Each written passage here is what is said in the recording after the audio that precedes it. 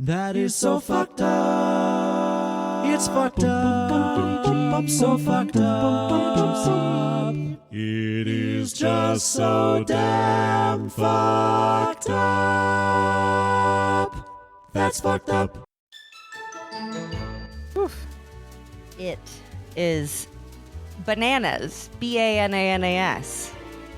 That's like the that crazy. Yeah, that's like the funniest thing I'm gonna say all episode. I don't know. I might try to say something later to like calm us down, because I know if you love anything, I can't say. I just like, if you love anything, it's pedophiles. No, you hate pedophiles, and so do I. And this story is that's all there is. It's pedophiles. Just till the end of time. Pedophiles. Everyone's a pedo, Fallon. This, gross. I feel like we should change the name of the show, which is That's So Fucked Up. Hey, you guys. This is a comedy podcast about cults and crime and other things that make you say, ugh, that's so fucked up, right? That's it. I got it. You got it. You did it. Ha. You got it. Nailed it. We're your hosts. I'm Ashley Love Richards. And I'm Fallon Morey. And Fallon, what I was going to say right before I, introduced ourselves and the show is that I think maybe some episodes should just be called their own little side thing, because if there's one thing that's so fucked up the podcast needs is a new side segment. I mean, we don't have any side segments No, we, or anything. never have any. I mean, there's totally ones, not a new monthly mental health segment coming out starting in May for Mental Health Awareness Month. Like, totally not at all. What? God, I really wish we had more segments. But if I were to title this segment, it would be "This is why we can't have nice things." And that's a good name, actually. I mean, this is a tale as old as time. I feel like I've been talking about this a lot the past couple years. And if you're in my Discord, like, you've probably actively seen me ranting. And if you're not, you guys, that's so fucked up, has a Discord. Come join us. Me and Fallon are in there. We're chit-chatting. It's pretty poppin'. Like, no bigs, but there's 300 something people in there. I know. It's pretty wild. It's like a little texting party all the time. I don't know what I'm saying, but it's a pretty crazy place. It's like a, texting party. You guys, it's like AOL chat rooms, kind of.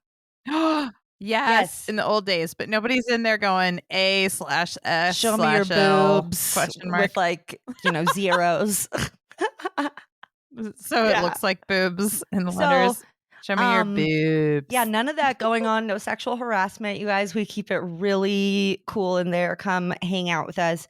Go to tsfuthepodcast.com, and that's where you can find Discord. Click on Play With Us. That'll also take you to Bingo. Today, you know what? I think I'm gonna say Cult Bingo, because Cult Bingo. Okay. I just feel like that would be the most apropos. Murder doesn't work, and fucked up's a little bit too random. So you guys, because what are we talking about? Thank you for the reminder. I was just bringing myself back around. That's why there's two of us. You're like the bowling ball that the kid throws down the aisle, and I'm like the bumpers that you put up when the kids throw the bowling ball down the aisle. That's why there's two of us. But you know what? Like, just so everybody knows, I don't use bumpers when I go bowling. Okay. Like, I might need one on the podcast. No, I got it, Fallon. I just don't want everybody. I don't want to be all embarrassed out here thinking our listeners think I'm bad. Thinking I'm terrible at bowling, Are you one of those people that have like their own bowling ball in a special bowling bag? Yeah, and a matching bowling glove. Do you really? Oh my God. Oh my God. Dude, you were trying to bring me on track for what we were talking about today, and then you fully went on an ADHD tangent with me. That's hilarious. did. Oh my gosh. This is how Okay. this happens. This is like one of the neurospiciest podcasts y'all are ever You going to guys, listen to. we have Just a topic. saying. Today, we're talking about. Sorry. They're like, yeah, you fucking alluded to what the topic is several times. Yeah, 2 sorry, you minutes guys. ago. It is. Today we're talking about Nickelodeon and Dan Schneider and fucking Brian Peck. That's, I'm sure, not a name you know right now, but you will, and then you'll fucking hate the sound of it. Oh my God, you guys, we're gonna talk about Nickelodeon, kind of its pop off during the 90s. We're gonna talk about some like really not good workplace allegations and practices, a lot of misogyny, just a lot of, you know, inappropriateness. And then we're going to go into what I labeled as the pedo golden era, because over a course of like 2-3 years, a very short amount of time in the early 2000s, they found 3 intensely like yeah, pedophiles? Like operating? not cool ones. Not that, okay, that was not that any of them are cool, but like extremely aggressive. Okay, like these people were grooming and attacking people very, very fucking viciously in some cases. Like, you're gonna hear about it. So you guys, trigger warning, top of the episode. This episode gets really fucking intense as far as sexual assault allegations. There's a lot of talk about,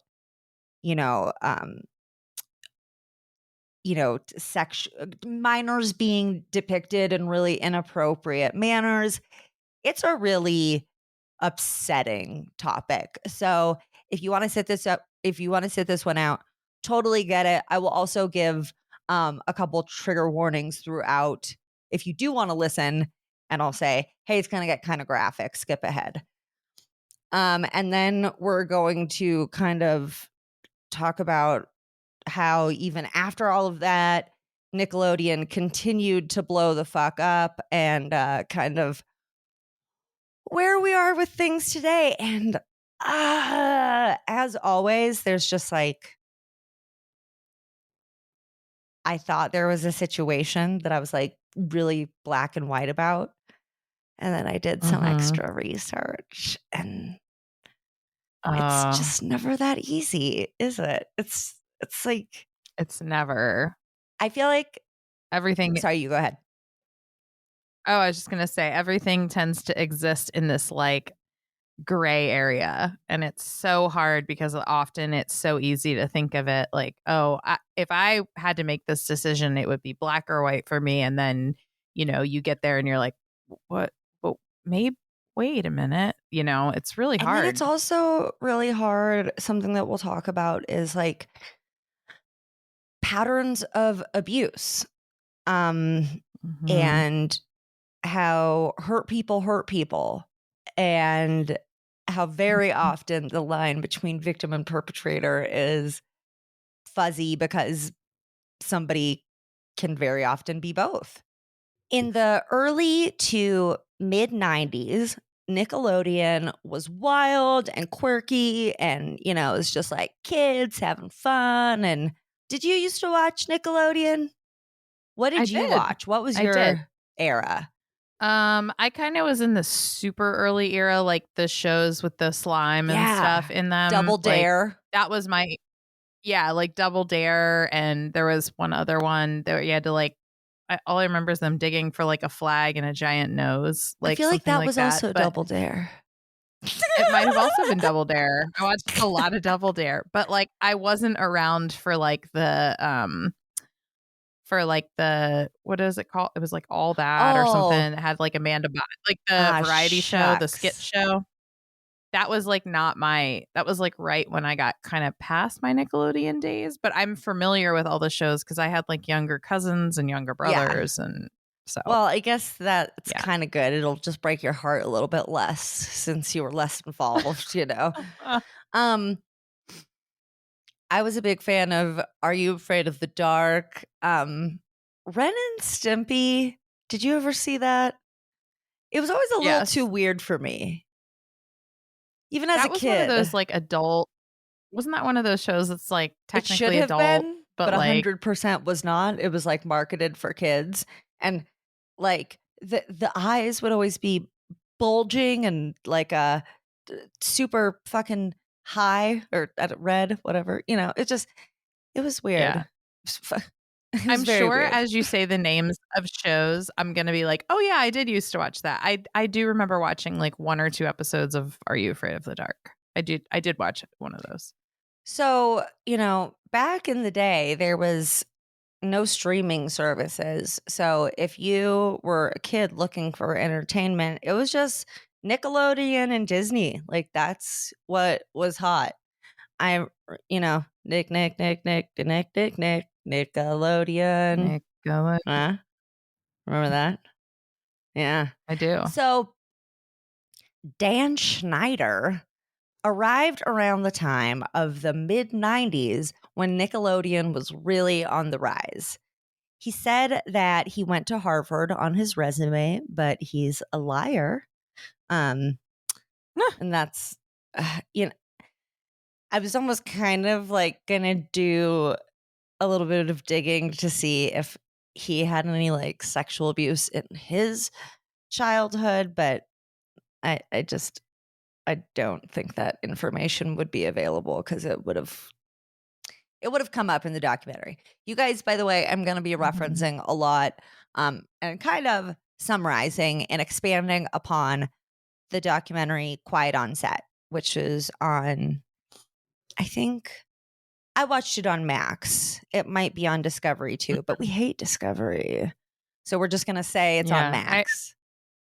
I watched it on. I didn't watch it, but I saw the tile for it on Max. Okay, yeah, and you've been avoiding the news, so I could tell you. So thank you.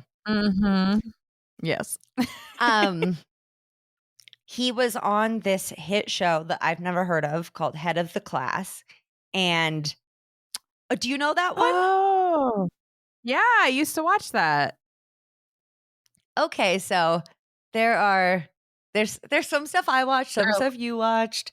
Okay, so he was on Head of the Class. He was okay. He was he was always typecast as the stereotypical fat kid because he was overweight. And a Nickelodeon executive asked if he would be interested in writing for the All That sketch comedy show. And All That, like you said, yeah, it was like a sketch comedy show. It was a very edgy concept. It was basically like Saturday Night Live for kids. And I loved that shit, man. This is all that. This is all that. Just, oh man. Oh, and earlier what I was saying is on the Discord, you'll know that if you are there, one of the things that I've been like ranting about for like 2 years is that all of these entertainment options keep going away because we keep finding out that everybody's the worst. Ugh. I know. So now I'm like, oh, great. Now I can't look back at Nickelodeon with fondness. But, anywho, and SNL, not SNL, All That really launched Dan's career. And in the 90s and 2000s, Dan took Nickelodeon to new heights. He was the golden boy and the cash cow for Nickelodeon and the creator of All That, Kenan and Kel, and then stuff that you and I definitely weren't around for. The Amanda Show, Sam and Cat, iCarly, Victorious, Zoe 101, and Drake and Josh, which we're definitely going to dig into those. Have you heard of the book I'm Glad My Mom Died? by Jeanette McCurdy? No. Shout out book club. We've been talking about reading it for quite a while, but apparently it's some pretty intense mama trauma, and I was like, not now. Yeah, is this about the woman who's like, she was like a child star and her mom like pushed her really hard and they had a really weird like intense relationship or something? I think I've heard of it, but I've never read the book. So that girl, Jeanette McCurdy, was on this show Sam and Cat. I think she was also on iCarly.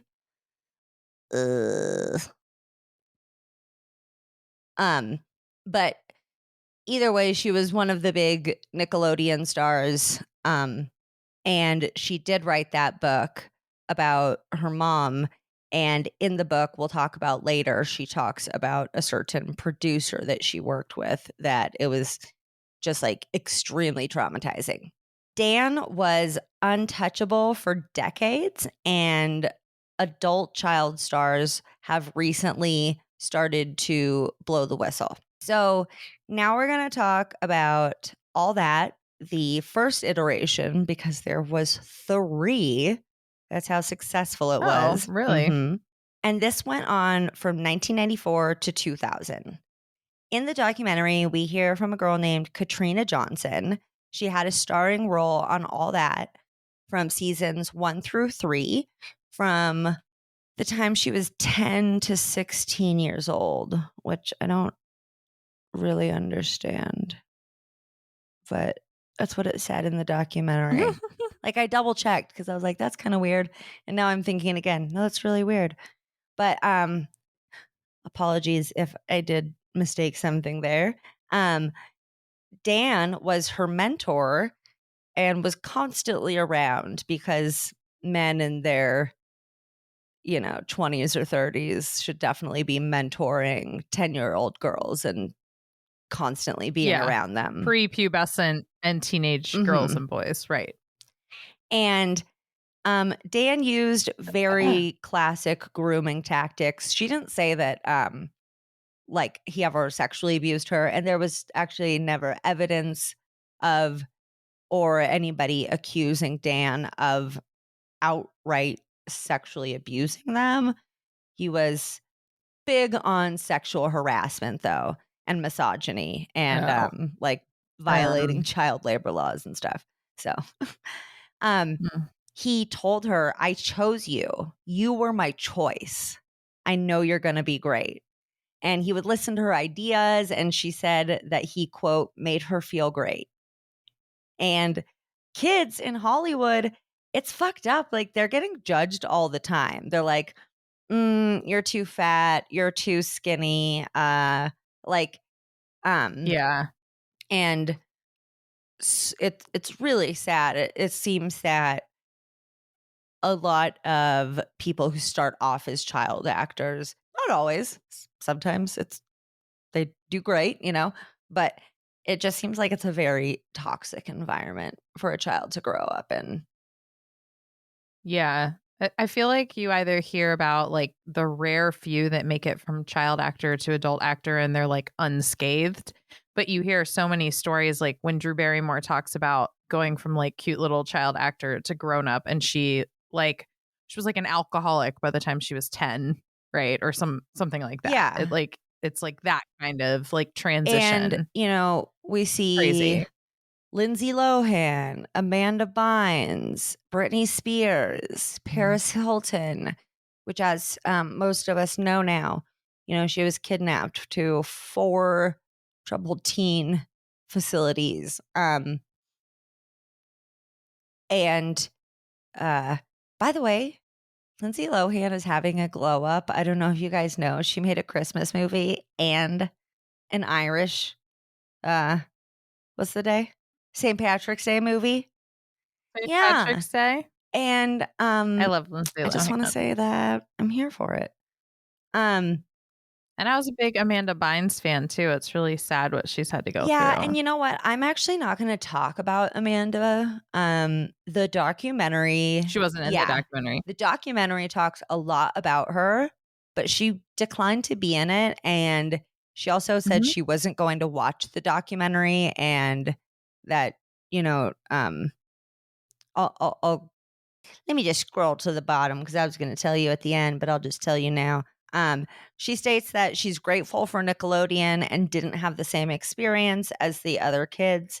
And her parents have allegedly expressed that they are saddened and disgusted by the allegations. But since Amanda didn't want to be involved in the documentary and hasn't spoken about it since, I really didn't want to speak of about course. her or speak on her behalf. I kind of don't love in documentaries where they heavily include a subject without the subject being Their permission okay and with that. Yeah. She's one of like the few like mid Nickelodeon like stars that I know of. Well, she That's was the only like reason I mentioned her the name. Nickelodeon star. She was like the biggest. Mhm. But as we know, she's gone through some public mental health and addiction issues, and I'm just, I think just leave her alone, let her heal. Yeah. And I'm gonna leave it at that for Amanda. We see Katrina in an audition video. This is gonna make you throw up. She goes, "Want to see something gross?" And she's has her side profile, and she like pops out her chest, and she goes, "I'm so flat. It's disgusting." Oh. I'm sorry. What? What? Ew. Why are you having a little girl talk about what the fuck, dude?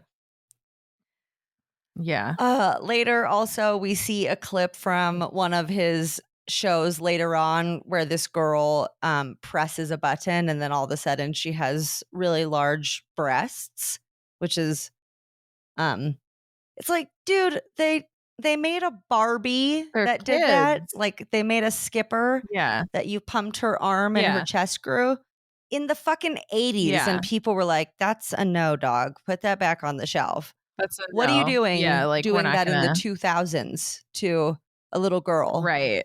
to a Ugh. children audience. Yeah. So one day the network called her parents, and they're like, "Hey, we're thinking about giving Katrina her own show, but she would have to lose weight because we already have a fat one." You guys, I think I should just What? express right now that Fallon and I both have the same what the fuck, eyes wide open look on our face. Oh. Shortly after that, she went through puberty and didn't look like a little girl anymore and was edged out by a younger version of her. So, Oh. she got like kind of chubby and she doesn't look all little and cute now. She's kind of becoming a woman. So get the fuck out of here. So that kind of Ew. thing, imagine how damaging that is to your self-esteem. You're like a growing adolescent who's experienced some fame and quite a bit of attention from this very powerful man. And then they're just like, yeah, you're fired because you're gross. That kind of shit has like Ugh. a lasting impression on somebody and their self-esteem. When you're in like your teen years too. Oh my God. So maybe it was, 10 to 13. That would make more sense. I'm not sure. But yeah, she was on all that for quite a while, and that's what she experienced. Leon Frierson was on all that from seasons 4 to 6. He said that he felt most uncomfortable in the leotards that he had to wear in at least one of his sketches that really showed everything, because that's also appropriate. He played a character called Noseboy that was in a tights and underwear, and there are fucking shoulder pads on his shoulders that are like supposed to look like his nose but are definitely a fucking dick and balls. Yes. Really? I swear. Google it. So in one sketch, he sneezes And essentially, the joke is that this giant, quote, sneeze flies across the room into this woman's face. It's a cum shot. Oh, God. Like, it's a cum shot. I just saw a picture. Those are definitely a dick and balls. Yeah. And so, yeah, he sneezes and all of this, clear, gooey stuff comes out of his nose and shoots across the room onto this woman's face. All over her face. That's disgusting. Mm-hmm. This is a joke that also pops up later with Jamie Lynn Spears when she's 13 years old on the Zoe 101 show. So, yeah, a lot of children with punchlines of cum shots. Very interesting. Yeah. And oh my God. Leon said that he felt like this is just what you had to do to be on the show. And he knew that if you were close to Dan, you might get an extra level of success. So you'd better be on his good side. There was really an atmosphere among fucking everyone, children and adults alike, that you had to stay on Dan's good side or it would not be awesome for you. It would be awesome for you if you were like really on his good side and he decided to favor you. Maybe it would be awesome for you. Maybe it probably fucking wouldn't. But, it's like, oh, Dan can hook it up. He's the golden boy. So he already had so much power at this point, and it only continued to grow. There have been a lot of allegations against him, and there being a hostile work environment and a lot of sexual harassment. One of his ex-employees said that working for Dan was like being in an abusive relationship, that he would flip like a switch, being super nice one second and the next just flying off the handle. And I think I've been around some people like that. I think you have too. It's not fun.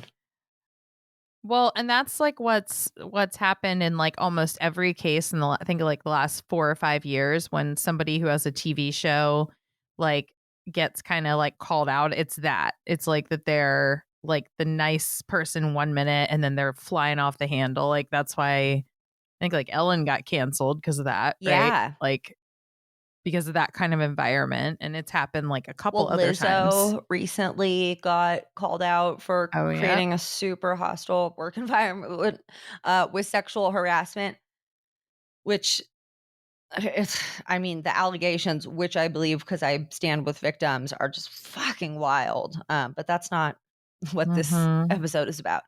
So in 1999, there's not a lot of positions for women to write sketch comedy. I mean, it's already kind of a niche genre, and it's a very specific type of comedy.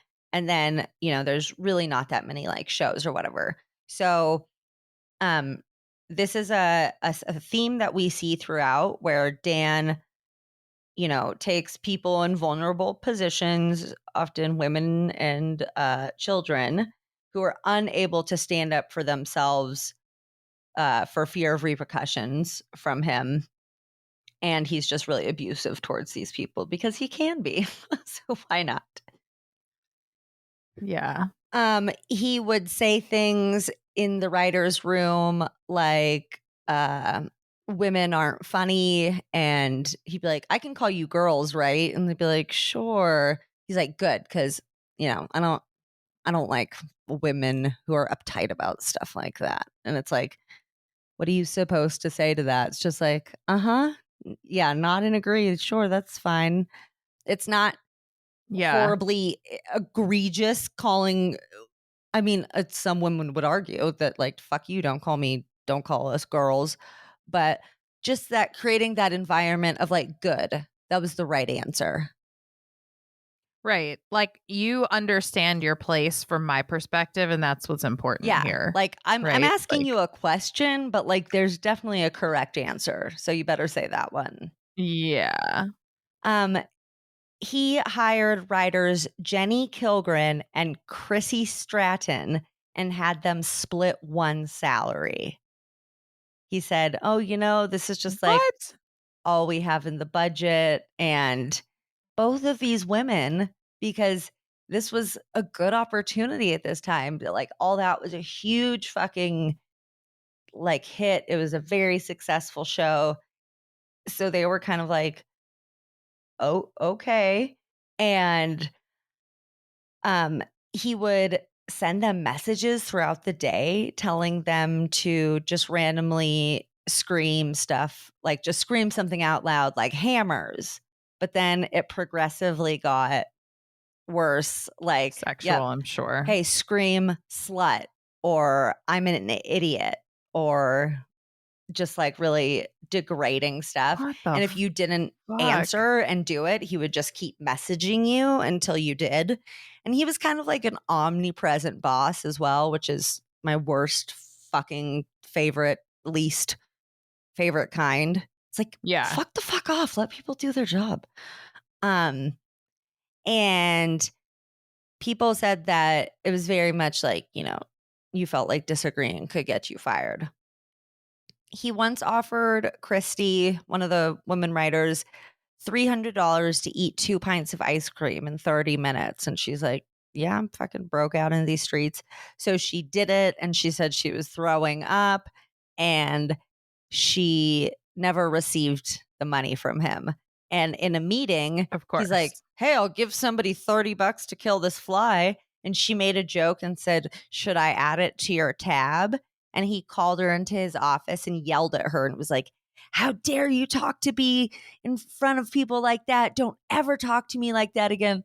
I thought this was ridiculous. She said that he said this. Don't tell people that I don't make good on my bets. I was like, but you don't. You don't though. So like, stop. But you don't betting people that they because- can't yeah. kill flies or eat ice cream and saying you're going to give them money when you're not. You stupid dick. They didn't really go further into it, but they said that they would like show porn on his computer screen. He would ask women for massages and say like, oh, I'll put one of your sketches in the show. It was either Jenny or Christy who reported that, because at this point in the documentary, they're just interviewing these two women about their experience. They're the two that got hired to share the fucking salary.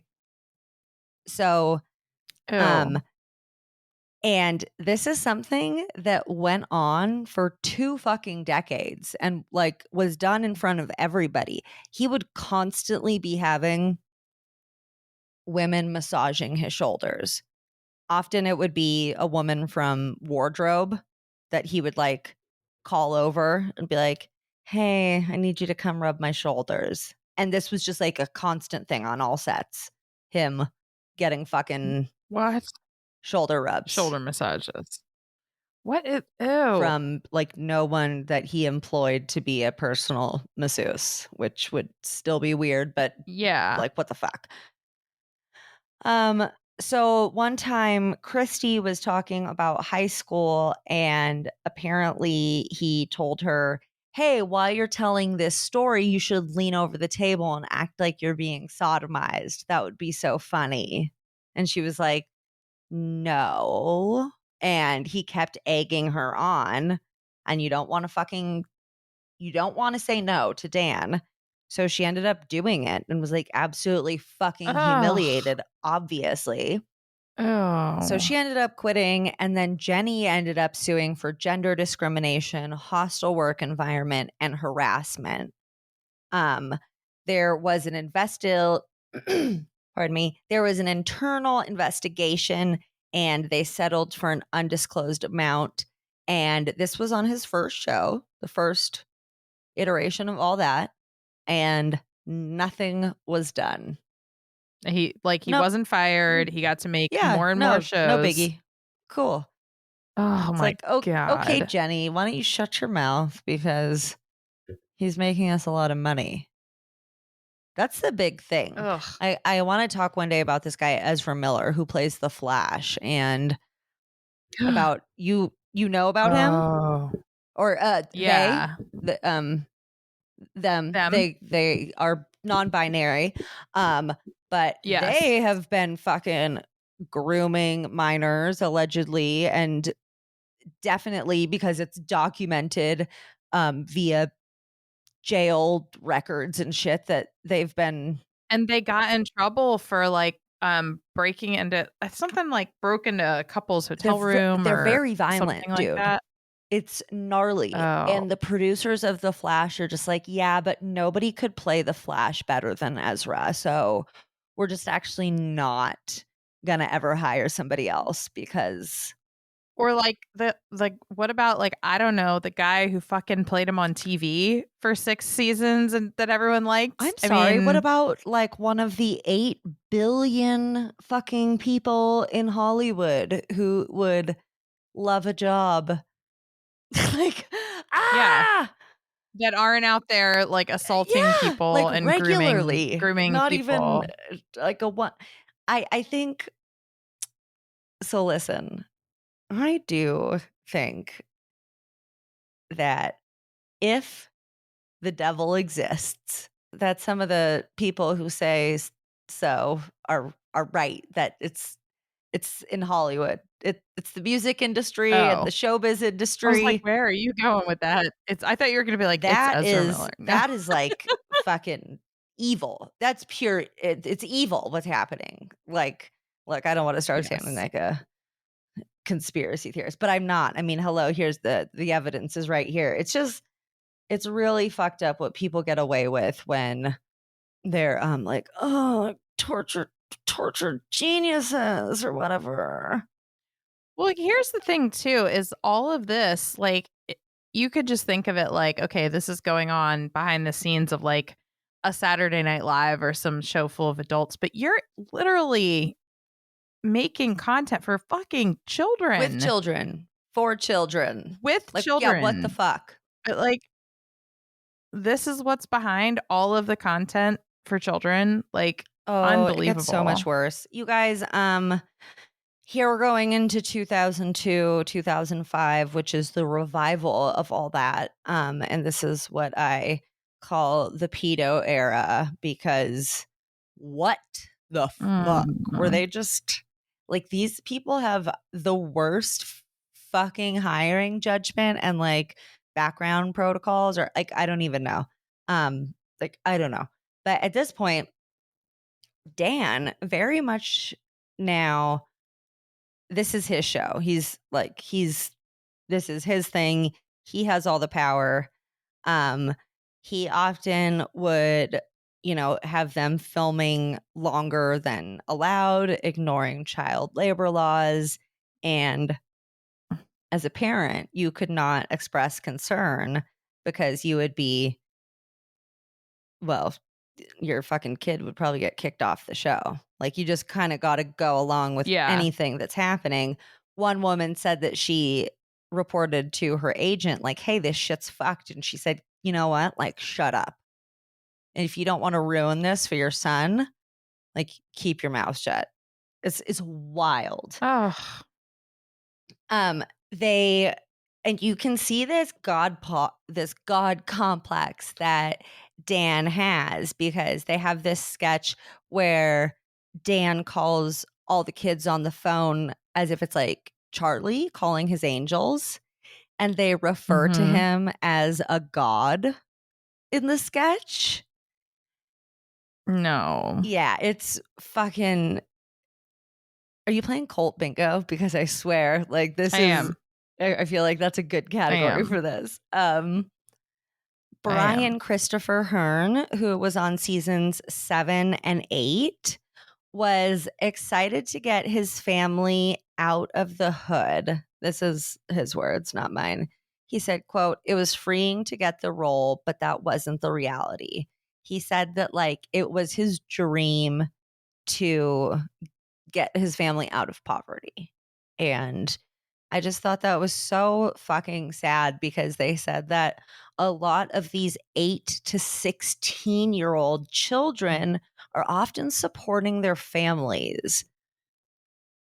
So they definitely can't really, it's like you should be creating such a safe environment for these kids, but they're in a position where they feel like they can't stand up for themselves because for a lot of them, which is totally fucked, they're the breadwinners of the family. We hit our bounded choice point, right? Yeah. Like I can't leave because it's horrible, so I can't stay, but I can't leave because my family needs to it's eat. like, do I do the scene where they pick me, the black kid, and have me act like I'm selling Girl Scout cookies, but act like I'm selling crack while I'm doing it?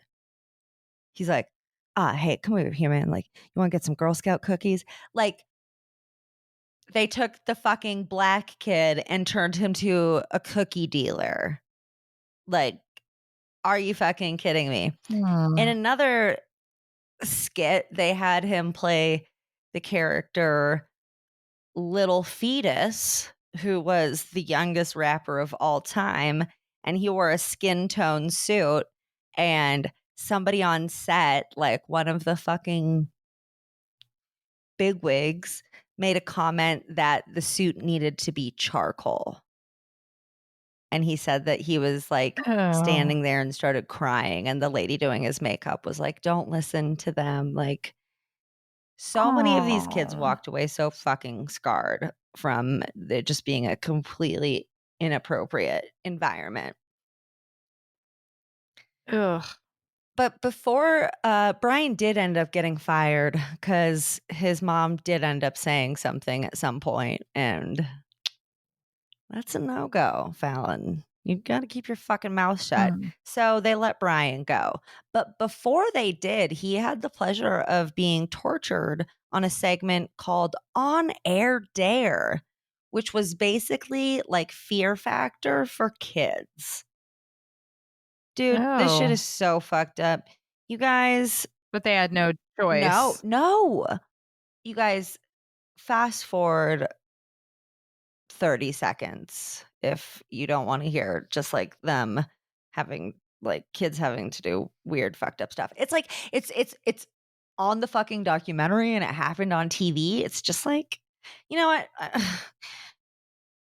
I don't know. Maybe if you want to, go ahead, and it's disturbing. So 30 seconds if you don't want to be disturbed. They would have the kids standing in tubes, and then like a spotlight would flash on them, and they'd have to do weird or scary stuff. There's one skit, I guess you could put in parentheses, where Brian gets completely covered in peanut butter head to toe, and then a bunch of dogs come out and lick it off of him. What? That's what? Like, what the fuck? What? What the fuck? Right? Oh my God. He said that the thing he wished he could have stopped the most and the worst part of the whole experience was having to watch the other kids go through these awful experiences. Like one kid gets submerged in a pool of worms. Another one has a scorpion put it in his mouth. A kid dunks their head into, I'm assuming, an empty toilet, but it's still just like weird. It's stuff that kids shouldn't be doing, you know? Or they shouldn't have to do. And it's not like they're doing it voluntarily. No. Like they're getting forced to do it. One kid gets fucking put upside down and dunked into mud, his head. Like, I was freaking the fuck out. Like, how is this being watched on, like, I just, it makes me so sad and scared when there's such like intense kind of blatant, but kind of like not blatant, but abuse, or at the very least, like this isn't right and nobody says anything. They tape it. The audience laughs. They put it on. Like, it's fucking wild. At some point, adults should have fucking intervened. Just because the kids weren't putting 2 and 2 together with these fucking jokes, that doesn't mean adults weren't. And it's just disgusting that all of this was allowed to go on for so long. And honestly, like, probably fucking will continue to. because Nickelodeon's response to the documentary has been very like, no, we take these allegations very seriously. We're doing good. I don't know, whatever. Like, it's not good enough. No. And this is fucking sketchball city. It might be different now, but parents were not allowed to be on set. And I do understand that probably some stage parents could get a little like pushy or something, but they had this PA, Jason Michael Handy, super nice guy, just like, all American looking kid. He's in his 20s. He's super charming. All the parents love him. All the kids love him. He's kind of like, I was going to say the kid handler, which was no, he would like escort the kids around, which is awful because he was alone with them. And in 2003, law enforcement was tipped off about some inappropriate behavior. And when they searched his apartment, they found tons of child sex abuse material. And what I think is scarier is that he had Ziploc bags with girls' names on them with tokens inside. One of them had this girl, Brandy, who had been a cast member. One of the plastic bags had her name on it and letters from her inside of it. Oh, God. And then they found in his journal that he wrote, "I'm a pedophile, full blown. I really have been giving in to my desire for little girls these past few weeks. I struggle on a day-to-day basis of how I can find a victim to rape if I have to." Oh, my God. While he's working with the kids. Dude, yes. And he was sentenced to 6 years on 2 felony counts and 1 misdemeanor. But that man is not going to come out reformed. Like, he's sick in an unhealable way. 6 years. What? Oh. And I mean, he's a super sorry. nice guy. Like, he looks super nice. So he'll probably get out earlier on good behavior, knowing the way our justice system works. Well, he was sentenced in what? 2003, you said? Yes. So he's out. Oh, yeah. Oh, Ew. so he's out. So, I don't believe in doxing, but his name is Jason Michael Handy. That's Jason Michael Handy. I'm sure saying somebody's name that's been publicly on a documentary is not doxing. I know, but I'm just I'm sure there are plenty of people out there what his name is that are like, fuck this dude, now that they have heard of this. Oh, I'm sure, but I just want to, like, in case people feel compelled to look him up on social media and, say hi or whatever. Just true. Just true. Just trying to give people information. That's all I'm here to do. Okay. Do they think he actually like hurt any of the kids?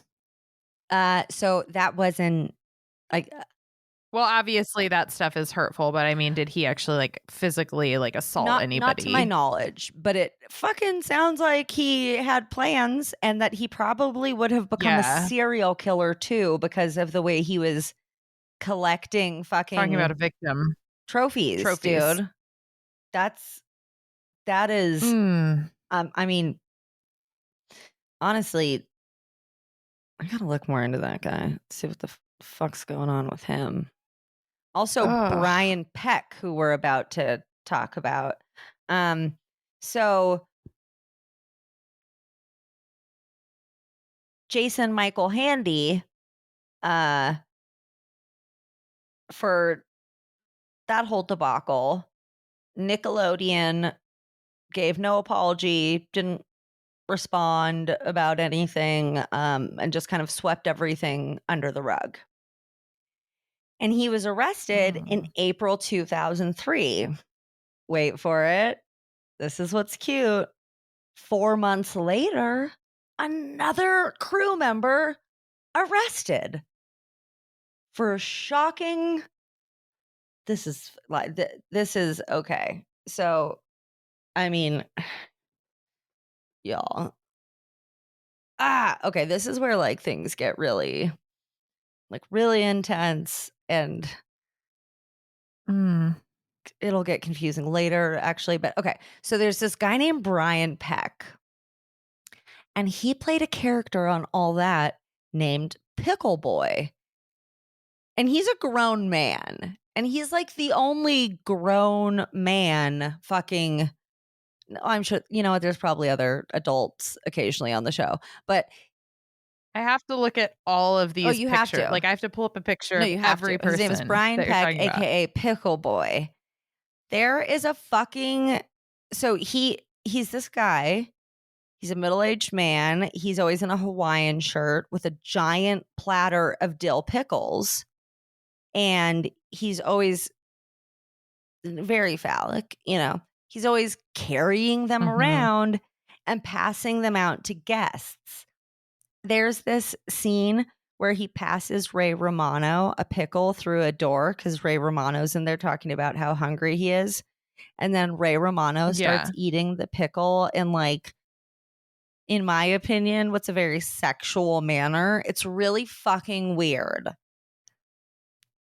Ew. And in one segment, they introduce him saying, "This is Pickle Boy. He likes to hurt and tease pickles." What? I found a picture of it. He's like a creepy old man with a platter full of pickles. And he likes to hurt and tease pickles. Direct quote from an episode of a children's show. What the fuck? So he was a well-respected acting and dialogue coach in Hollywood. He had previously worked on Growing Pains, which we'll talk about a little bit. Everybody loved Brian, and they all went over to his house sometimes for barbecues and stuff. And on this one occasion, he's giving one of the kids a tour because that's inappropriate. And this kid sees a creepy clown painting, and he's like, "What's that?" And he like excitedly tells him about how he's pen pals with John Wayne Gacy. And then tells everybody at the party like that John fucking painted that painting for him and that they're friends, and like this is not like not a tip off. And why are you allowed around kids? Like, I have a weird murder obsession. So do you. Like, but we're not befriending serial killers. No. I'm also not like a trusted figure on a kid's TV show working with like 15 underage children. It's not like I would go to my son's school and start telling them about serial killers. Like, ew, it's weird. No, it's all just like really deeply disturbing. So several months after this, they go to a table read, and it's super weird. Dan allegedly, which he denies, asked all of the parents to leave the room so that he could talk with the kids alone. Which, if I were a parent, I'd be like, no. Continue. I'd be like, nope, I'm just going to stand back here. It was just very much an air of no matter who you are, you don't disagree with Dan. So apparently there was like a couple lawyer type guys in there, and they said, Brian isn't going to be here anymore. Does anybody have anything to say? And yeah, I'm sure some kid's gonna raise their hand and say, Brian's made me uncomfortable, or Brian fucking did this to me. I'm sure somebody's gonna do that Right. in front of Without the support of their parents in a room in front of all their peers with their fucking career on the line, which is an insane thing to think about a 11-year-old, you know? having to think about, like, what? Yeah. So turns out Brian is a vicious sexual predator who's been abusing a child that he was, quote, coaching. He was arrested on 11 charges of child sex abuse. And Oh my God. his victim was Drake Bell from Drake and Josh. Oh my God. So this is like the story. This is the part of the story that gets super fucking hairy for me, dude. Because I was like all on board with Drake, and I was like, I'm so proud of him for coming forward and telling his story. That's so hard. People are going to victim blame him, blah blah blah, and then it gets messy and upsetting. So in 2004. Drake and Josh, the TV show, establishes the next wave of Nickelodeon stars. And Drake and his dad start going to Brian's house for lessons. And they bonded over similar interests, which if you're a 30 or 40-year-old man, you should not have You don't have similar interests as a 15-year-old. Yeah. child. That's a no. And it's called grooming.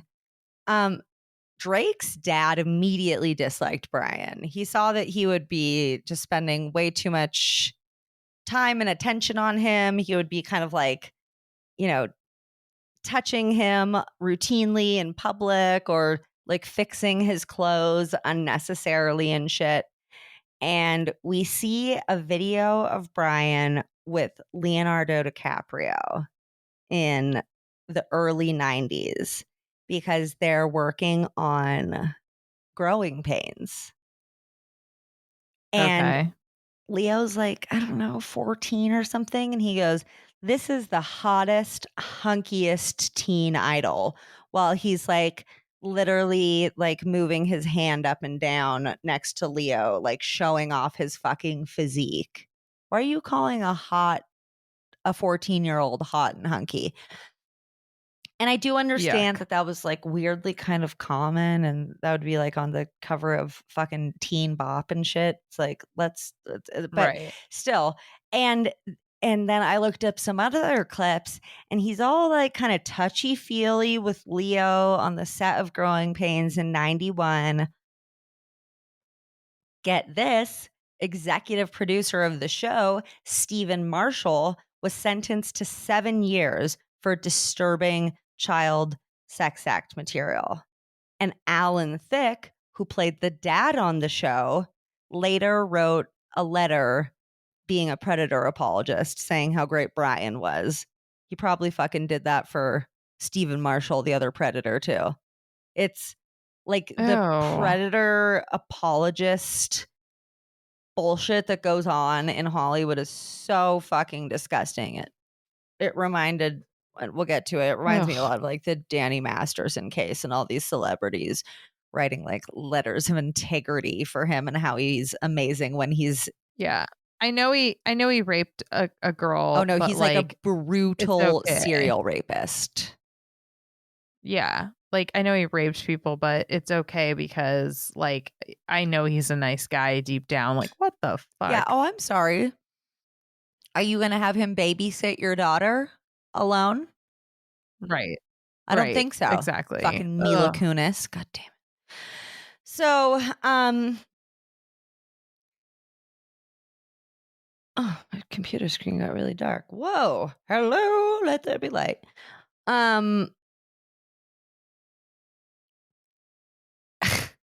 As if this fucking means anything, Drake's dad went to production and expressed how uncomfortable he was with the attention that Drake was receiving from Brian. And their response was that, well, he's gay, so maybe you're just homophobic. So I'm sorry, a homosexual person could not be a predator? Is that the message here? Right. Jan, go fuck yourself. What the fuck? So when he Mm. continued to say things, he was eventually ostracized. Brian told Drake that his dad shouldn't be his manager anymore.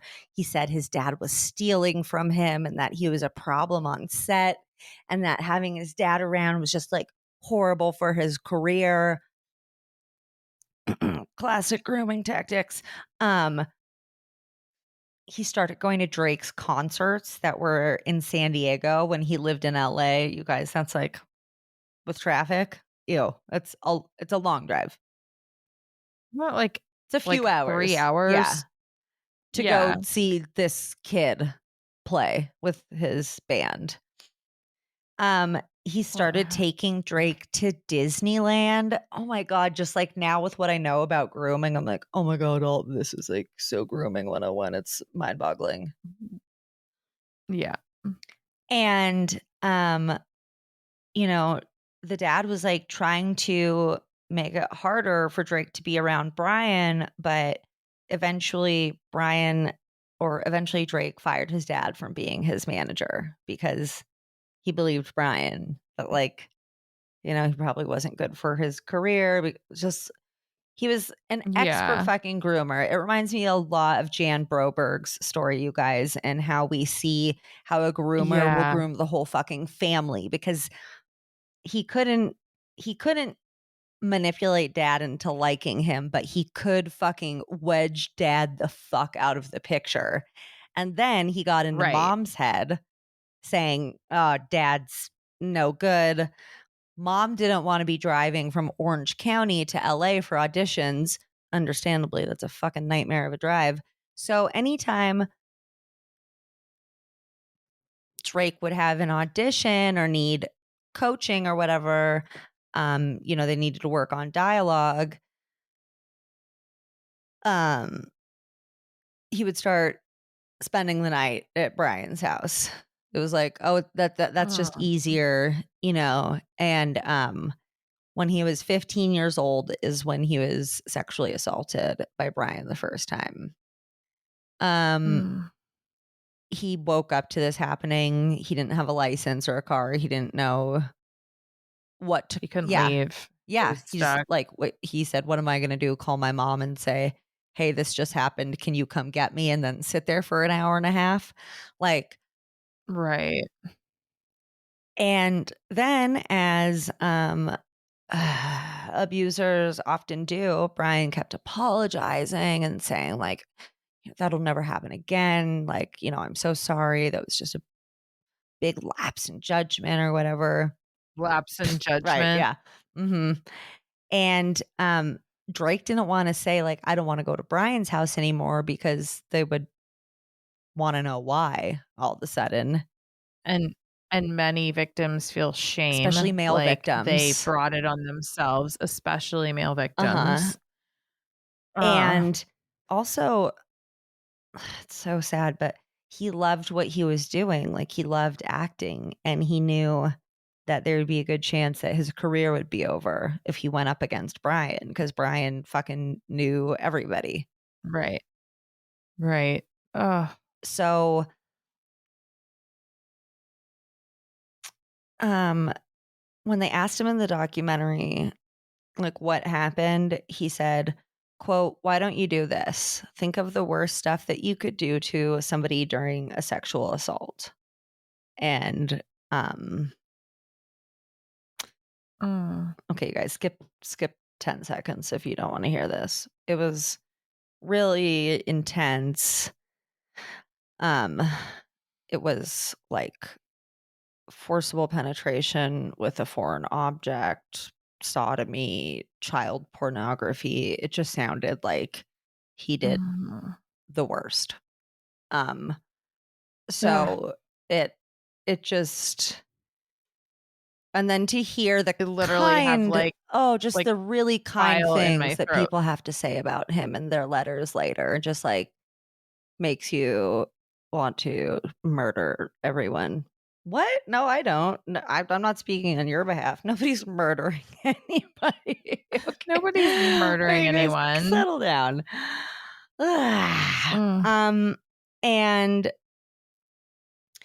this became a regular thing. And despite what happens later, I do want to. Oh God, it's so hard. Basically, he ends up fucking sexually assaulting somebody later after grooming them.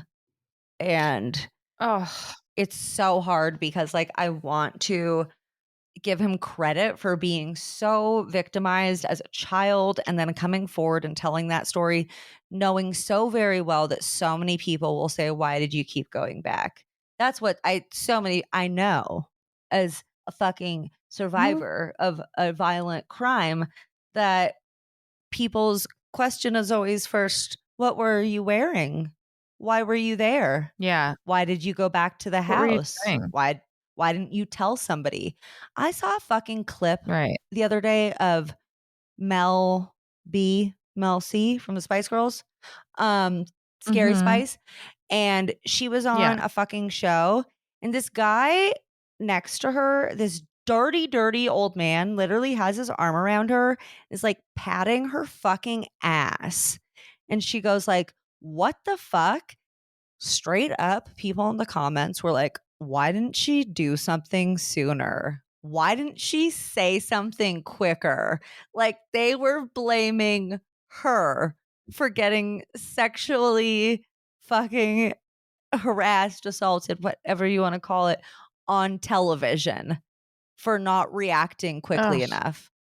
People were like, oh, she only said something once she noticed that the camera was on her. It's like, yeah, she's on TV. She fucking knows the camera's on her, you idiots. Yeah, you have no idea right until like if you're not a woman or if you're not any person that has been like either sexually assaulted or sexually like Violated. molested Just having people or fucking violated and do that shit. harassed, like how hard it is to like stop what's happening as it's happening, and like how ridiculously uncomfortable it is to even stop like a small infraction. Like I had people in my past that like every time they walk by me would like grab my ass or smack my ass, and like I'd have to like, because of where I was, I couldn't like turn around and Was that shout in the at them. Navy? I felt like I couldn't. Yeah. Oh I my felt God, like I hate couldn't that. do anything about it because I'm like I'm literally at work when this Right. is happening, and it like just happens so fast, and then you get blamed for like, oh well, you're like slutty and maybe you slept with And you them need and to like maintain your know professionalism in that situation, right, Fallon? right That's on you right to stay yeah. calm, Yeah, cool, we're and not going to ask collected. that guy why he has his hands on somebody. Like, if this were an office building, you would never walk up to a woman and just like slam your hand up against her ass. But like, But it's the but it's military. always It's your the boys' fault. club. Ayo. Ugh, I could Yeah, talk that's for a whole hours on that. other But anyway, fucking yeah. episode, right? But I was gonna say for Drake Bell, like I feel like what happened to him and what he ended up doing are like they're two separate things. I think you can feel an enormous amount of sympathy and like regret for what he went through as a kid, and nothing he did later like changes what happened to him as a kid. It's not like, well, you deserved what happened to you as a kid because you did it later. Like I think one thing very much helped lead into the other, and you can also say that he's an absolute piece of shit as an adult for doing the same thing. I just felt so conflicted Now, I think he was because very I sick. was, they really present him as the victim that he was in that situation in the documentary. He was. They touch a little bit on what he did. And then when I went and did my own digging, I was just like, God damn it. Because the thing is, like, of course, the fucking child that stuff happened to is not to blame at all. And that child deserves to be loved and cared for.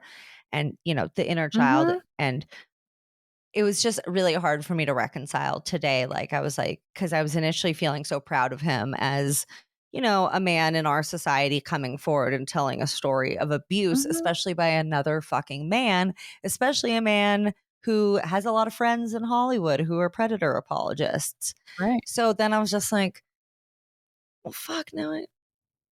Yeah, it's. And I mean, you hear it think about all the serial killer like cases where you hear where he was like, he or she is abused in childhood and sexually assaulted in childhood and then like grows up to do horrible things. Like, it doesn't mean that the little kid that was horribly abused should have been horribly abused. Like, that part is sad, but like it probably helps to lead into the thing that happened later. No, I think, and it doesn't make the thing that happened later right. Like, it's still I'm just a horrible very thing. Conflicted because I was like Team Drake, and then I read about like what really happened, and I read the victim impact statement and what his response was, which was very fucking unfavorable in my opinion. It was like, I'm sorry the victim went through that, but that was obviously not my intention. And I was like, oh my God, you are fucking perpetrating exactly onto someone and I what think was you done can. to you. I think you can almost call them two totally different cases, like you can feel But bad how do for we the feel kid that about the went through Drake it. today who came forward to tell that story? I mean, I think I can look at that in its own right too. Like, I think you can say, good for you telling that story. Like, it probably ultimately will help somebody else out there who is shy about telling their own story. But that doesn't make me your fan. Also, you did a very bad thing adult that I can't really move past. Sorry. You ruined some Yeah. girl's life probably. And so like that you don't get to your groom heroism 12-year-olds when you're in your late 20s. Right. So yeah. Your heroic act now does not undo like the thing that you did that's bad, but it was probably more for like himself. Like, I'm going to talk about this and like bring it forward. So I don't know, you guys, it just it gets murky and confusing as usual. Eventually, after shit just keeps being weird, Drake gets a girlfriend. At some point, he's over at her house and he bails on plans with Brian, and Brian just starts calling his cell phone and the landline at their house over and over and over like a complete psychopath. Weird. And Drake's girlfriend's mom was immediately like, hey, what's going on? 40-year-old men don't call teenage boys over and over.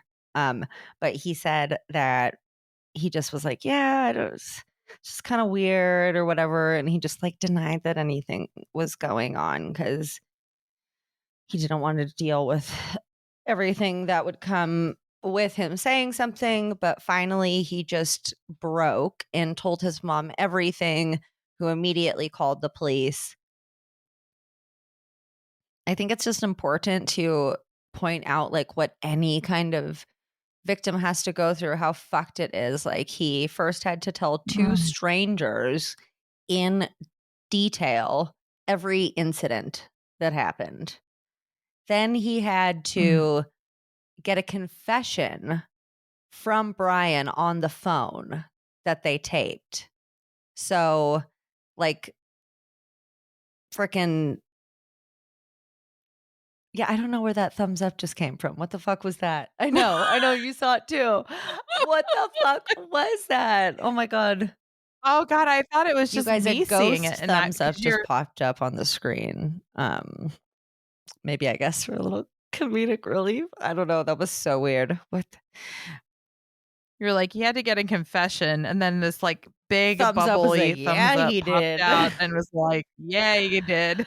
So yeah, Brian confessed everything, even repeatedly asking if he was being recorded. But it was like, no, okay, well, blah, blah, blah, blah, blah. So he spilled the beans on everything and was arrested for 11 charges in August of 2003. Drake called his dad to say Brian had been arrested. And his dad's response was, "I'm so glad that he never got his hands on you." And so Drake just said, "Yeah, like, yeah, me too." And they interview his dad in the documentary, and he seems like one of the sweetest fucking men. Like, I love good dads who just like really give a shit about their kid. It fucking makes me feel all goddamn warm and fuzzy inside, motherfuck. And like his dad just like, I think he knows now, knows but now. like for the Yeah. time being, he was just like, I'm just going to let my dad think that nothing happened, because he like obviously has taken it super hard. No therapy or anything was offered, but he did say that Dan was there for him. So there are a lot of allegations against Dan for being fucking awful. And as always, there are people who have come out to say that was not my experience. And Dan kind of like, denies things and apologizes, that kind of deal. Like as of currently, he just released like a 19-minute denial and apology video recently. Oh, interesting. Now I'm gonna, after we talk, I'm gonna be like scouring the internet. You're like, wait, what about for this? And this? tidbits. What about this? That's it. So at the sentencing in October this is when I started just screaming at my TV. At the sentencing in October of 2004, Brian's entire side of the court was full of supporters, while Drake had only his mom and his brother with him. Oh, Can you fucking imagine the person who brutally assaulted you repeatedly has a whole fucking room of people standing behind them having their back? and I'm thinking about like all the victims of what's his name from the 70s Danny show. Masterson. Mm-hmm. Yeah, like all of the people like publicly, not just like quietly say it, like coming out on social media and This saying it. reminds me very much of that. Drake said he did not want to address Brian, but he did address everybody else in the court and said, quote, "How dare you? You will forever have the memory of sitting in this courtroom and defending this person. And I will forever have the memory of the person you are defending violating me and doing unspeakable acts and crimes. And that's what I'll remember." How do you go home and sleep at night, you piece of fucking garbage? Like literally anybody who was there. This is fun. Brian pled no contest and was given 16 months and was 16 months? Like not even a year and a half in jail. And he was ordered to register as a sex offender. So, but like, why is he not in jail today? Like, that's Brian Peck, P-E-C-K. Let's find out. Oh, Ashley, you E-C-K. Zip it. I'm putting up the bumpers. Thank you. Dude, he's been fucking anonymous until just now, until the documentary came out. So all I'm saying is like his name is Brian Peck.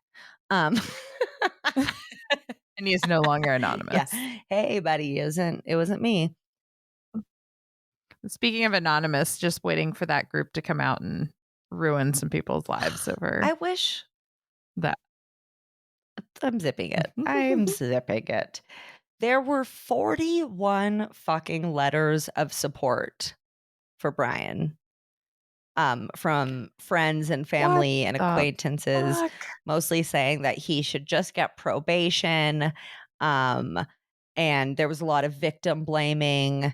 A lot of people said that this wouldn't have happened if Brian hadn't been tempted. I made a note, dang sexy kids.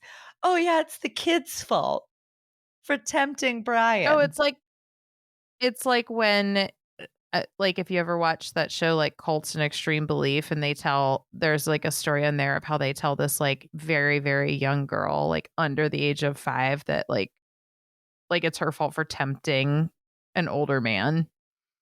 Like, are you fucking serious? See, it's a cult. It's a cult. It's a cult. It's I'm not playing cult bingo, but I feel like we're checking boxes. Dan Schneider nor any of the other top executives at Nickelodeon wrote letters. So take that for what you will. Who did write letters? Alan Thicke from Growing Pains, who's probably a fucking rapist as well. Hey, I just said probably. Maybe. Look, I don't know. Allegedly. Back off, Alan. I haven't heard anything. I just know that he's an apologist of Brian Peck. And I just, like, I don't fuck with rapist apologists. Like, sorry.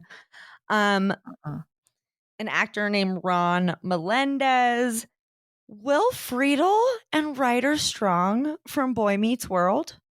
Disappointing. Yeah. Really? Sean and Corey. Oh. Sean and Corey.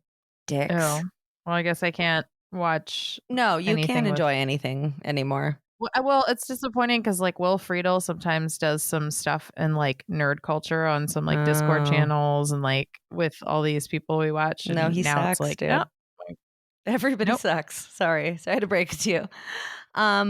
The producer of X-Men, Thomas DeSanto. This disappointed me. James Marsden from What? Westworld and a lot of other stuff, but I really loved Westworld. I really liked him. He said, this fucking makes me hate him extra. What Brian's been through in the last year is the suffering of 100 men. You're just like ruining like long lists of people. No, I for know. me today. It's Like, hopefully you don't know who fucking Taron A. Killen is, because I don't. But they said, I've seen the effects the situation has had on Brian, and I know for a fact that he regrets any mistakes made. I mean, poor Brian, he he's having a regrets really hard it. time with what he did. Kimmy Robinson, who is also Aw. a cunt that I don't know, so fuck her, said, I believe with all my heart that he was pushed before he caved. Oh, really, Kimmy? Because I believe with all my heart that you fucking suck and I hate you. Sorry, but nobody that was not like part of the person's victim pool should be speaking about like the size of the sentence. Yes. No. Like what? Like people who are unrelated to the case, people who don't know the full impact of what the person did, like that shouldn't be allowed as a factor. No, because somebody did write a letter. I think I want to say Joanna Kearns from Growing Pains, but later took it back because she said like she had no idea what actually she was like supporting. So I don't know, but still, I wonder how many of the people from back then are gonna like see this special and like walk it back. I didn't know. Right. So also Rich and Beth Carell, who were kind of big up in the biz, Rich said, quote, it would be my pleasure to work with Brian again. And then he worked with him on The Sweet Life of Zach and Cody on the Disney Channel. Brian Peck, the registered sex offender. They just they brought him over to The Sweet Life on Disney. After he got out of prison? I guess, like wasn't while he was in there, Jesus. right? But then like Disney definitely came under fire and fucking fired fucking the molester and the Carells. And then they said they were fired unfairly because they like didn't have anything to do with it. And it's like, sorry, homie, like if you bring somebody to the party, like you're vouching for them. If you're saying they're cool, like I trust you. So now you've betrayed that. Ugh. And then in 2005, Ezel Channel, who was a freelancer, was convicted of abusing a 14-year-old boy on the Nickelodeon lot where he served as a production assistant on the film 8 Crazy Nights. Since he was a freelancer and temporary employee, background checks were not required. He was a convicted sex offender, previously convicted for engaging in lewd behavior with a child under 4. But they didn't find that because they didn't run background checks on temporary employees. Yeah, I'll give you a second. I know that's... No, I literally just had like bile come up in my throat. It's like fucking... It's so disgusting. And after all of this... I don't think I could even watch this documentary. Yeah, it's no, just it awful. was... I was at one point just walking around being like, oh my God, shut... You know how I do. I was just pacing and yelling. So after the golden era of child molesters, Nickelodeon continues to grow. Everything Dan Schneider touches turns to gold. They really got ahead of social media trends with iCarly. They were like kind of doing streaming type of stuff before YouTube was even around. So it was pretty innovative stuff. And it seemed like so many disgusting people, the longer he reigned supreme, the bolder he got. You guys know we're going to talk about some uncomfortable sketches, and it's uncomfortable. So just know that. In a lot of the scenes on these shows, iCarly, Zoe 101, Victorious, etc., the girls are hypersexualized. There's one skit called Coffee and Sugar where these kids are like literally just pouring coffee and sugar down their fucking throats. And then the sugar would get all like jizzy looking and like come out of their mouths. There was a lot of like setups that subtly or not so subtly referenced porn. Like he definitely had an obsession with feet. There's so much fucking foot stuff, dude. It's insane. Ew. There's a scene where a doctor is like rubbing a little girl's foot and saying how soft her feet are. In 2007, when iCarly was getting popular, the boundaries were being pushed more. There's a scene where Miranda Cosgrove is in a bubble bath, which is... Who's Miranda like the star of iCarly. She's in a bubble bath, naked, which is weird to begin with for a kid's show. And then she has her toe like up on like the faucet and is kind of like swirling her toe. Like it's all just like super unnecessarily sexually like sexualized for a little girl, basically. There's also a fucking clip where she gets like 5-10 feet away from a water fountain and asks this kid like, hey, will you turn that on for me? And she like squats down and opens her mouth, and the water from the water fountain is like going into her mouth, and it's very suggestive of like maybe another fluid doing that. Also, she has her first kiss on the show. I don't know if it was in real life as well, but still, she was 14 years old and this actor was 22. And apparently this is like pretty fucking common in Hollywood, which really grosses me out. They'll pair like underage actors with adult actors that are playing younger kids. They'll be like, this 23-year-old is playing a 17-year-old, but this 14-year-old is playing a 14-year-old. So now you got to kiss this gross. She gets gagged, like hand gagged several times in the show. Like she'll be saying something and then somebody will throw their hand over her mouth. And in in one scene, she even gets fucking duct tape put over her mouth. Ew. It's fucking... There's also like a weird obsession with eating pickles in a lot of these shows. It's uncomfortable. Like I said earlier, multiple jokes where the punchline is a girl basically getting a cum shot to the face, when Brittany Yeah. or when Jamie Lynn Spears is 13, there's a scene in Zoe 101 where her friend is like trying to open up a packet of something gooey and it squirts out onto Jamie Lynn's face and Ugh. has a very Of course. obvious connotation.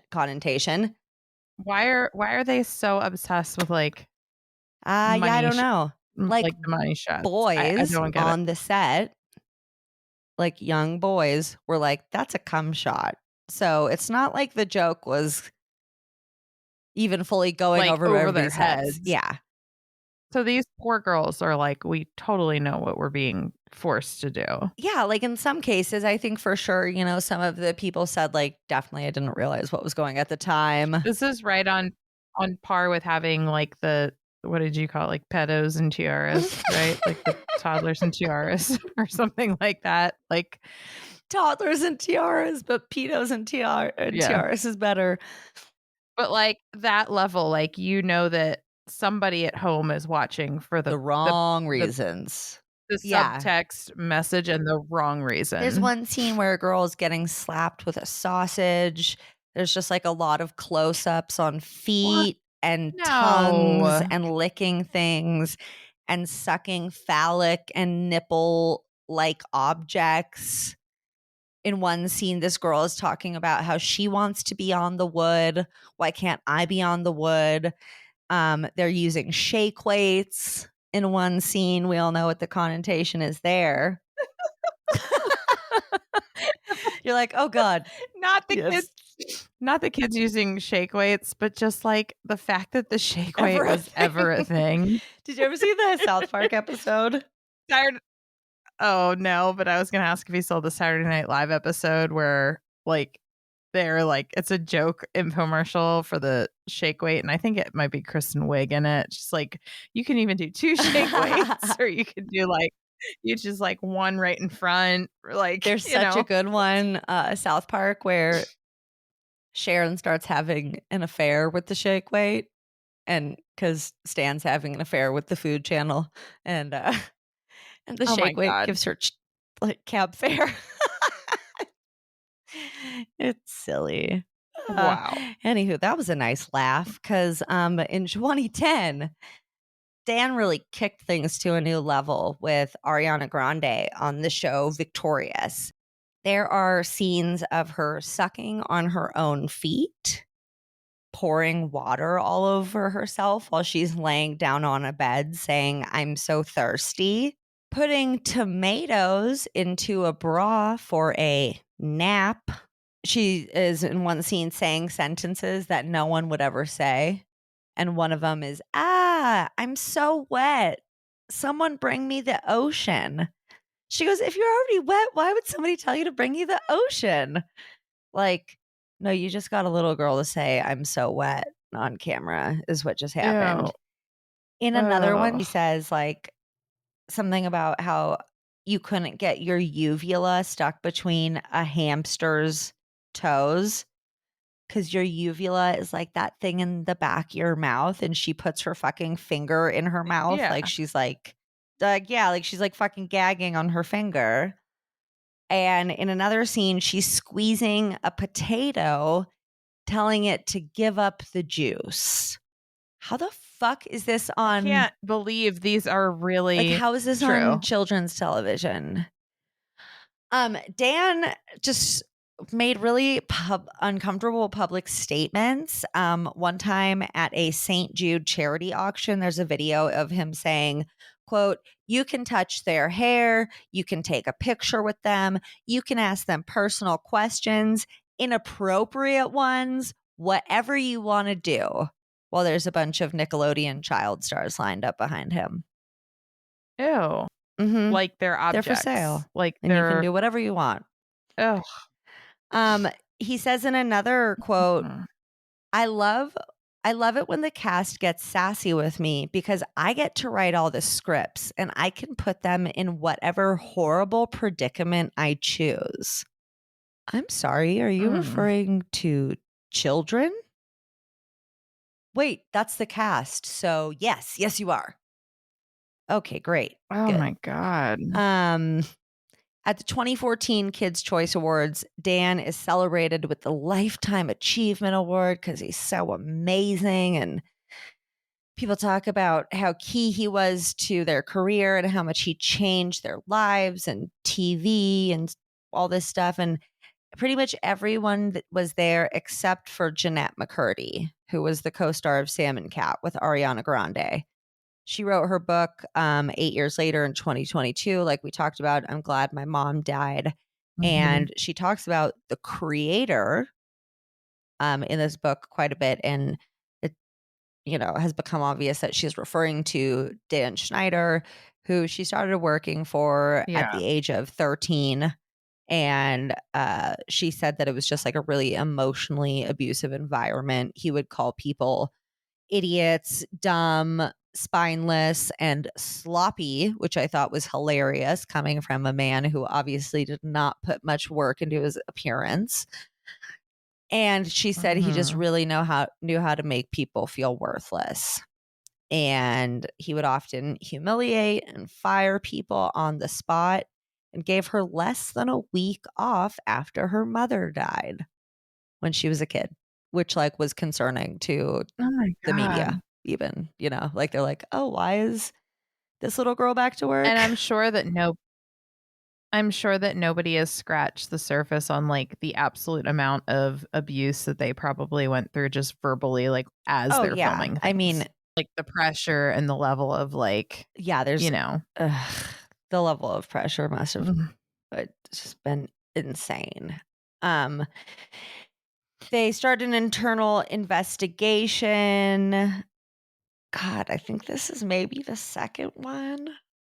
Fuck. Because there was the one about sexual harassment earlier. I'm sorry, but once you hit like sexual anything involving children, your investigation should not be internal anymore. Investigation's over. You're by done. Like, investigation should be law enforcement driven at that point. So they're like looking into his behavior because they've heard that he creates a toxic work environment, which should never be okay with children. Like, are you kidding me?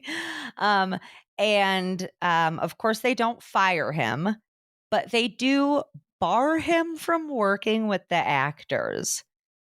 Like, how fucking gnarly is that? They're like, you're too intense to be around your coworkers, but we're not going to fire you. Like, are you fucking kidding me? He also denies that happened. He said that he chose to give notes from his office. Bullshit. And I'm sure he walked in and out of the building through a magic portal and never ever encountered anybody to bother them again. Like, luckily, around 2017, when the Me Too movement really started getting going, women began to come forward complaining about the environment that he had created at Nickelodeon. They launched another investigation, and they did not find internally. No, honestly, I don't. I'm sure.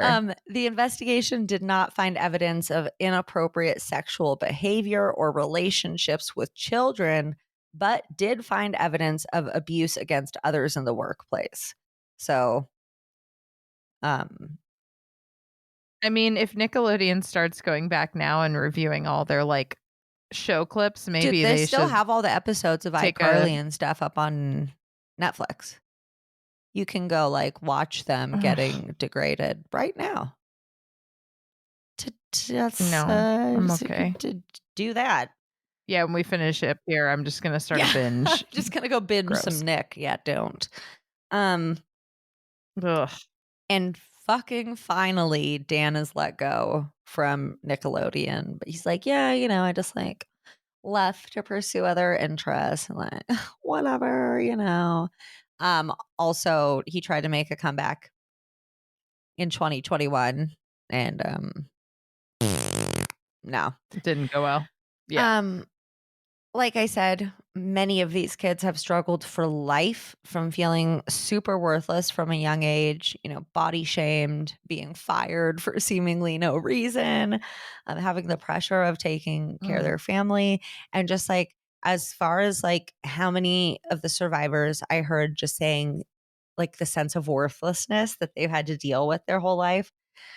And then they're talking about on the documentary how like these kids are just dollar signs. And I was like, TTI vibes, troubled teen industry. Mhm.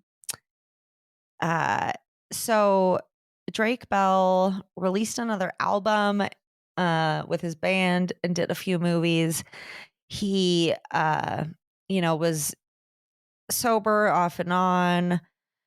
He went through bankruptcy and lost his house, had a decline in mental health, and was arrested for a DUI. And then in 2020, an ex-girlfriend said that he had been abusive to her for their entire 3-year relationship.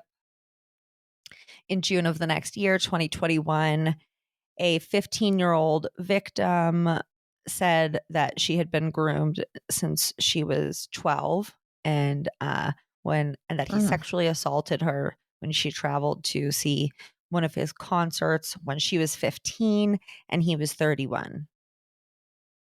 And he got 2 years of probation and 200 hours of community service. What? Did I say just probation and not jail time?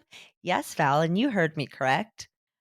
I wish I had like insightful things to say, but all I keep saying is like noises of absolute disgust with my face pinched up in like a little ball. I'm sure the screenshots from the session are going to be just gorgeous. Dude, yeah, I put it in the sources for today's show, but there is a statement from the victim explaining how he started grooming her when she was 12 and how she was a fucking huge fan of him. And hey, Drake, welcome to the fucking club with Jared Leto and I don't know, dude. The list is so long. I can't. Marilyn Manson. Fuck. Marilyn Manson, I was going to say. Welcome to that club. A DJ that I really liked. Fucking Bass Nectar. That fucking Bass Nectar. Fucks, dude. So, it's, and then like I said, his response to her victim statement included a but and an obviously that wasn't my intention. And then I was just like, go fuck yourself. How can you excuse sexual assault by saying it wasn't my intention to sexually assault the person? I was just having sex with them against their will. Like how? No, I don't. How else did you intend it? Oh, whoops. Oh, yeah. No, I don't. I think that sounds like some bullshit is what I think. Yeah. Oh, my God.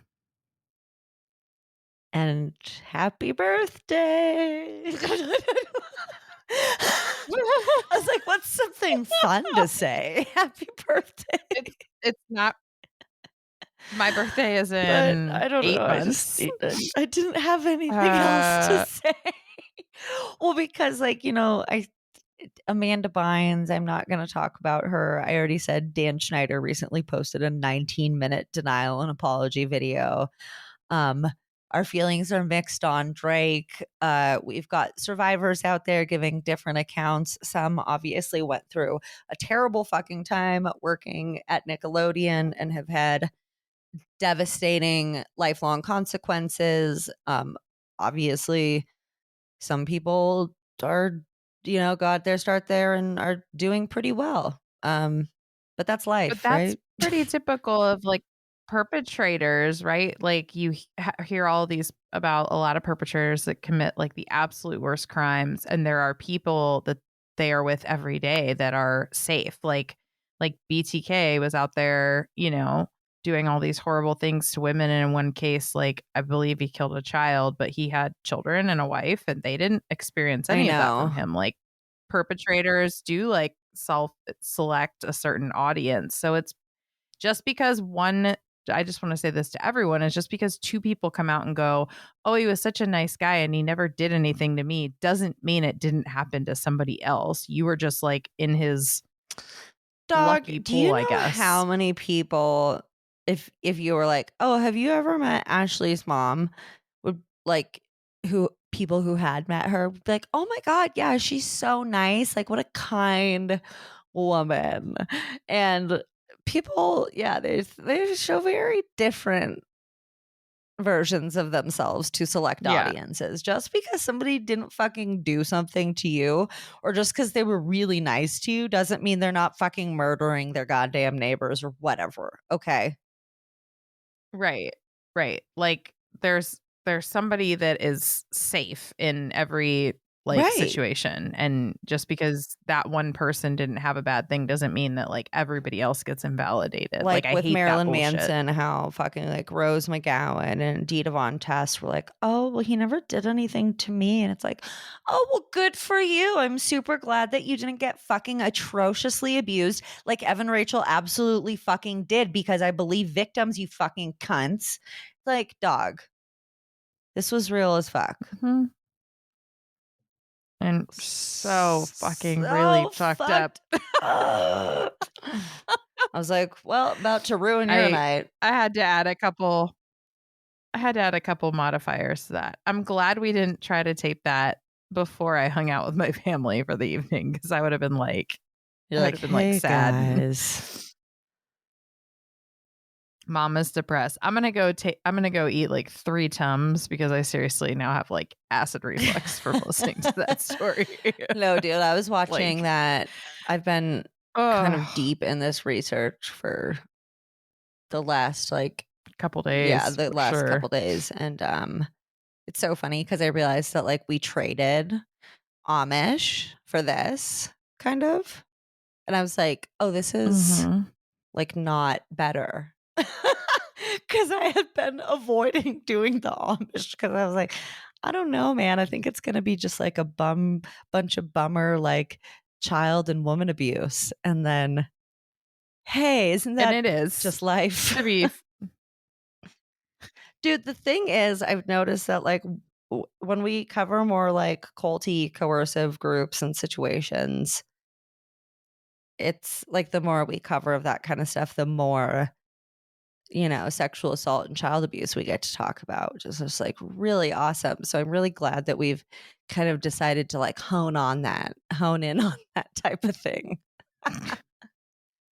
I'm not glad that we have to discuss it, but I'm glad that we get to shed some light to the things that people might support that they don't otherwise understand are harmful. Yeah. So that's the important guys, part. Sorry for bumming you out, but there is 2 fun episodes that came out / are coming out this week. You guys got a Ash Learns the Bible for Women's History Month. I released from the Patreon vault. Me and my former co-host Michelle, and we are talking about the Garden of Eden, which I don't know if you guys know, but that's where the history of women started. The OG Ash. Yeah, Learns it was the called Bible. Ash and Michelle Do the Bible. And then That's right. Michelle started getting all fucking hot shot in her career. And then Crystal, my comedian friend, Crystal Adams, you guys, she's hilarious. She came and started teaching me. And it's good stuff. So you guys, the Garden of Eden already came out. You can listen to that now. And you will also be getting a sneak peek of Ash Learns the Bible, the Easter special. So, Yay. Getting biblical this week, just because I just thought actually like, I thought that the Garden of Eden with Lilith and Eve was kind of like perfect for Women's History Month. Oh, and yeah. Then, great. This is where we all you know, if you ask some people. And then I just really wanted you guys to hear the Easter special, because I give a little bit of what I think might have happened. And I don't know. I might have killed it. I might have not. You'll find out. So you guys, thanks so much for listening. Go to tsfu-podcast.com. You can support us on Patreon there, where you can get all of your ads not there. You have no All of your episodes with ads. Ad-free. That you said. And you guys, I don't know. It's late. I mean, it's only 8 for me, but it's 10 for Fallon. But that's late for both of us. So that's our website. Check it out. Social media stuff. We love you. Goodbye. Goodbye. Bum bum bum bum bum bum. That's fucked up. So fucked up. Can't you see? It's just really fucked. That's fucked up.